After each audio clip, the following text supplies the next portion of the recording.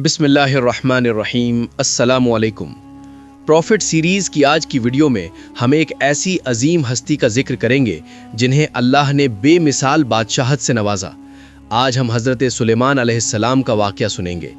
सुलेमान अलैहिस्सलाम अल्लाह के वो जलीलुल क़द्र पैगंबर थे जिनकी हुक्मरानी सिर्फ इंसानों तक महदूद न थी, बल्कि चरिंद परिंद, हवा और जिन्नात भी उनके ताबे थे।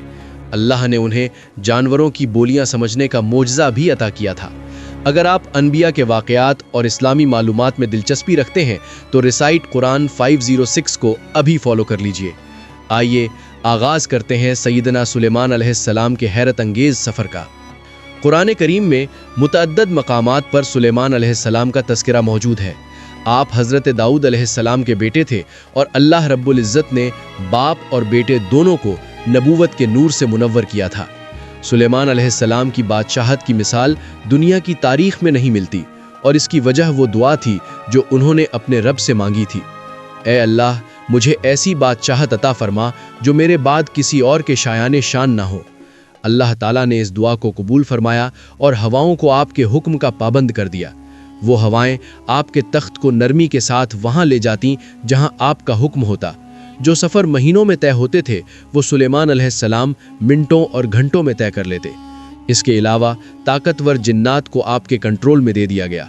ये जिन्नात आपके लिए आलीशान महल्लात बनाते, समुद्रों की तहों से मोती और हीरे जवाहरात निकाल कर लाते और वो मुश्किल तरीन काम अंजाम देते जो इंसानों के बस से बाहर थे। जो जिन सरकशी करता उसे बेड़ियों में जकड़ दिया जाता। सुलेमान अलैहिस्सलाम का एक ख़ास मोजज़ा ये था कि वो परिंदों और जानवरों की गुफ्तगू समझ लेते थे। सूरतुन नमल का वाक़या है कि एक मर्तबा सुलेमान अलैहिस्सलाम का लश्कर, जिसमें जिन, इंसान और परिंदे सब शामिल थे, एक वादी से गुज़र रहा था। जब वो चींटियों के मस्कन के करीब पहुँचे तो एक चींटी ने दूसरी चींटियों को खबरदार करते हुए कहा, हटो, अपने अपने घरों में घुस जाओ, ऐसा न हो कि बेखबरी में सुलेमान और उनका लश्कर तुम्हें रौंद डाले। अल्लाह की कुदरत से सुलेमान अलैहिस्सलाम ने इस नन्ही मखलूक की बात सुन ली और मुस्कुरा दिए। आपने उसी वक्त बारगाह इलाही में अर्ज़ की, ए परवरदिगार, तू मुझे तौफीक दे कि मैं तेरी इन नेमतों का शुक्र अदा करूं जो तूने मुझ पर इनाम की हैं, और मैं ऐसे नेक अमल करता रहूं जिससे तू खुश रहे और मुझे अपनी रहमत से नेक बंदों में शामिल फरमा दे। अल्लाह ने आपको मामला फहमी और इंसाफ करने की भी कमाल सलाहियत दी थी। एक मशहूर वाक़या है कि दो ख़वातीन हज़रत दाऊद अलैहिस्सलाम के पास एक मुकद्दमा लाईं। दोनों का दावा था कि बचा हुआ बच्चा उनका है। हुआ यूं था कि एक भेड़िया बड़ी उम्र वाली औरत का बच्चा ले गया था और उसने छोटी का बच्चा छीन कर अपना बना लिया था। हज़रत दाऊद अलैहिस्सलाम ने ज़ाहिरी हालात देखकर बड़ी के हक़ में फ़ैसला कर दिया। जब ये मामला सुलेमान अलैहिस्सलाम के पास आया तो आपने एक हिकमत अमली अपनाई।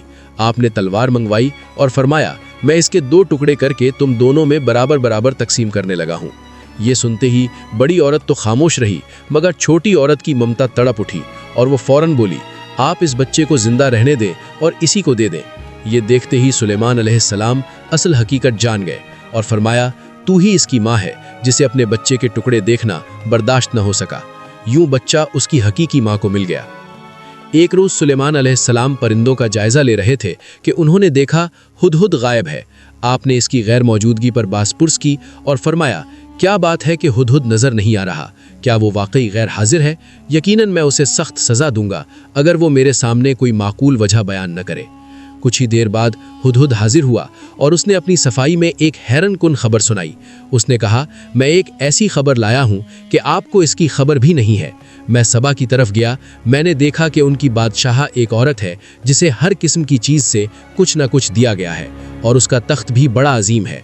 मैंने उसे और उसकी कौम को अल्लाह को छोड़कर सूरज को सजदा करते हुए पाया है। शैतान ने उन्हें सीधे रास्ते से हटा दिया है।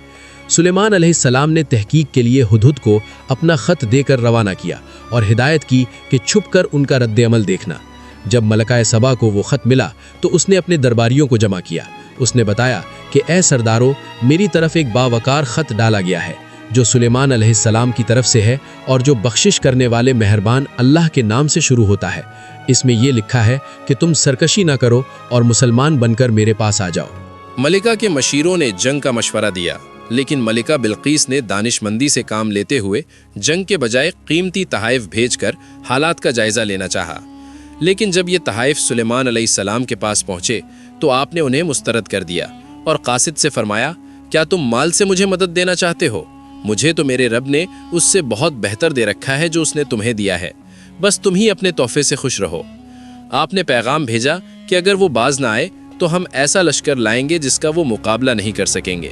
جب ملکہ بلقیس نے یہ حال سنا تو وہ سمجھ گئیں کہ یہ کوئی عام بادشاہ نہیں، چنانچہ اس نے خود حاضر ہونے اور اطاعت کا فیصلہ کیا۔ سلیمان علیہ السلام چاہتے تھے کہ ملکہ کے آنے سے پہلے اس کا تخت دربار میں موجود ہو۔ آپ نے فرمایا، تم میں سے کوئی ہے جو ملکہ بلقیس کے یہاں پہنچنے سے پہلے ان کا تخت یہاں لا دے؟ ایک طاقتور جن نے کہا کہ میں آپ کے اٹھنے سے پہلے لا سکتا ہوں، لیکن جس شخص کے پاس کتاب کا علم تھا اس نے کہا، آپ پلک جھپکائیں، اس سے پہلے میں ان کا تخت آپ کے پاس پہنچا سکتا ہوں۔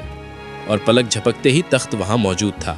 سلیمان علیہ السلام نے اسے دیکھ کر اللہ کا شکر ادا کیا اور فرمایا، یہ میرے رب کا فضل ہے تاکہ وہ مجھے آزمائے کہ میں شکر گزاری کرتا ہوں یا ناشکری کرتا ہوں۔